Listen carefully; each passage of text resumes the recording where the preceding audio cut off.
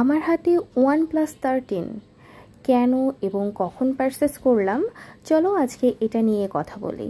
Hello everyone, সবাই কেমন আছো?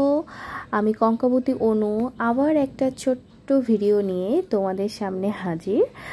তো আমি আমার কাজিনদের নিয়ে চলে গিয়েছিলাম যমুনা ফিউচার পার্কে। আমরা ফার্স্টেই গিয়েছিলাম আড়ং আউটলেটে। এগুলো আমার কাজিন। তো আড়ংয়ের আউটলেটটি কতটা সুন্দর যমুনা ফিউচার পার্কে এটা তোমরা সবাই জানো। ওখান থেকে কিছু পারচেস করে দেন আমরা OnePlus 13 পারচেস করার জন্য চলে এসেছিলাম। অ্যাকচুয়ালি এটা আমার কাজিন কিনেছে। ও বেশ কিছুদিন ধরে চিন্তা করেছিল যে OnePlus 13 নিবে। এখনও কিন্তু বাংলাদেশে OnePlus 13 অ্যাভেলেবেল না।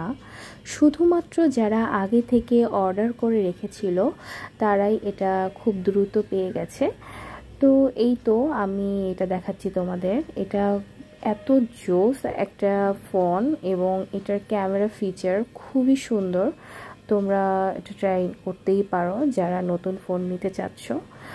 তো ফোন পারচেস করতে করতে আমাদের অলমোস্ট 3 PM হয়ে গেছিলো এবং আমাদের প্রচুর ক্ষুধা লেগে গেছিলো। আমরা KFC-তে যেয়ে কিছু খেয়ে নিলাম।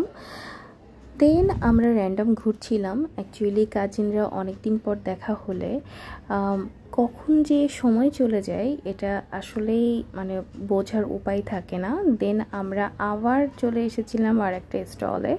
এখানে হচ্ছে পার গ্রাম মেপে খাবার পারচেস করা যায়। তো আমরা সবাই এখান থেকে কিছু না কিছু নিয়েছিলাম। খাবারগুলো অনেক ডেলিশিয়াস ছিল। দেন আমরা মজা করছিলাম, গল্প করছিলাম।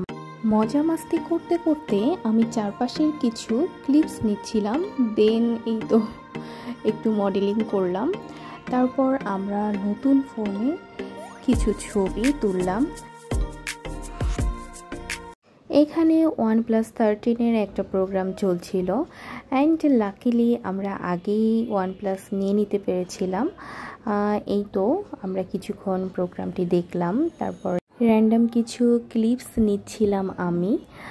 দেন আমরা আবার আড়ংয়ে ব্যাক করি, আবার কিছু নিচ্ছিলাম, এটা নিচ্ছিলাম, সেটা নিচ্ছিলাম। আমি এই কুর্তিটি ট্রায়াল দিচ্ছিলাম। আমরা 3 জন কাজিন একই কুর্তি নিয়েছি এবং আমাদের কাছে এটা খুবই ভালো লেগেছে।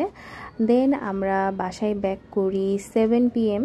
একদম টানা আমরা ঘোরাঘুরি করে।